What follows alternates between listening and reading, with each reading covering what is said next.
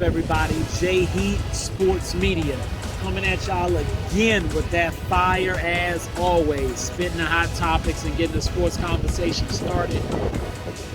We got to finish out the list. The top 25 boxers in the world currently today, celebrating the Juneteenth weekend.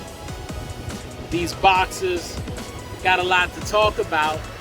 Top 4 is where we are. Let's get to it. All right, so the top boxers in the world today. Number 4 on my list in the world. We got to talk about Naoya Inoue. Hopefully I didn't butcher his name. Out of Japan. Some people think he's top 2 in the world, pound for pound. Some will even say number 1. 23 wins, 20 by way of knockout. 5'5" with a 68-inch arm reach, 3-division champ. Been a champ at 108 pounds, went to 115.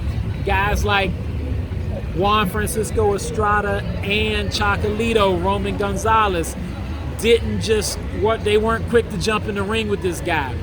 There's been no competition for him at the lower weight classes. He's at 118 right now and been doing work. One of his most impressive wins, he just won against, as he unified 3 belts at 118 against a gentleman that broke his jaw the last time they fought and was the best fight of his career. He fought with not a broken jaw, but a fractured orbital bone, something that has stopped many fighters. He fought through it, won by decision, and then came back and beat the mess out this dude so bad that they had to stop the fight. Inoue is one of the best fighters, pound for pound. Got power in both hands, got heart, got a chin.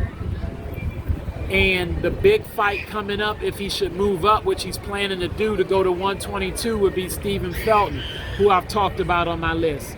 Would be a great fight, and Inoue is deserving to me to be number 4 on my list, pound for pound.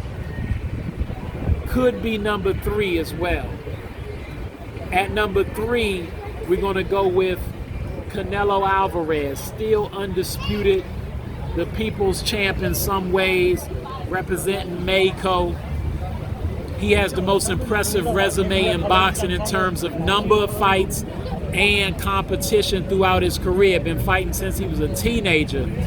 A guy that has been in 5 weight classes and a champion in those weight classes. Gone all the way up to 175 pounds, is undisputed at 168. The 2 blemishes and the reason he's no longer number 1 on my list is his loss to Bivol, which was a clear outclass, outbox match, just like when he went against Floyd Money Mayweather. But Canelo got plenty of hands, a chin, and is well developed in his craft, and is still one of the best boxers in the world and arguably the biggest draw in boxing. Then we got 2 brothers that we want to talk about as we celebrating, as I said, Juneteenth weekend. Number 2, and part of the biggest fight in boxing, should we get it by the end of this year, Errol the Truth Spence. Errol Spence with 5'9", with a 72-inch arm reach, 28 wins, 22 by way of knockout. Done broke 2 dudes' faces. One of the best resumes in boxing in terms of competition level, other than Canelo. Gone through the likes of Showtime Sean Porter, Danny Garcia, outboxed Mikey Garcia, outslugged Sean Porter. Showed you he could mix it up with Danny Garcia, and went to Kell Brooks' home when he was considered the man and undefeated, broke his face and took it to him. He's the man right now at number 2. I think personally he will prove he's number 1, but right now we got to get number 1 to Terrence Bud Crawford. 38 wins, 29 by way of knockout. He can switch from southpaw to conventional. Everybody knows about Bud. He's not as big a draw as Earl or Canelo, but his hands speak for themselves. He's a undisputed champ at 140 pounds, been a champion at 135, and now holds the WBO belt at 147.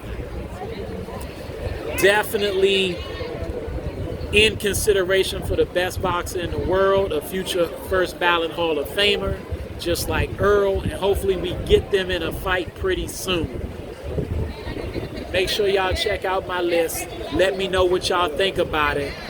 Again, to recap the top 10 that I had, we've got Terrence Bud Crawford, Earl Spence at number 2, Inoue and Canelo. We can go 3 or 4. I had Canelo at 3, Inoue at 4, Usyk at 5, Tyson Fury at 6, Beterbiev, who's fighting tonight, 175 at number 7, 8, Bivol, 9 was none other than Shakur Stevenson, the future. I think he's coming, could be in the top 5 or top 3. And number 10, still relevant, is Nomas Lamachenko, who hopefully gets a fight soon against either Devin Haney or Tank Davis. Let me know what y'all think. Holler at y'all later. That's my top 25, and that's my top 4. All right, that's all the time I got. Y'all know what it is, J Heat Sports Media. Remember to like, subscribe, or hit the bell. Don't forget to comment. Let's go back and forth. Let's get the subscribers up on Instagram as well. At the Vault JMU414 on Twitter. And of course, what's up, TikTok? Holler at y'all next time.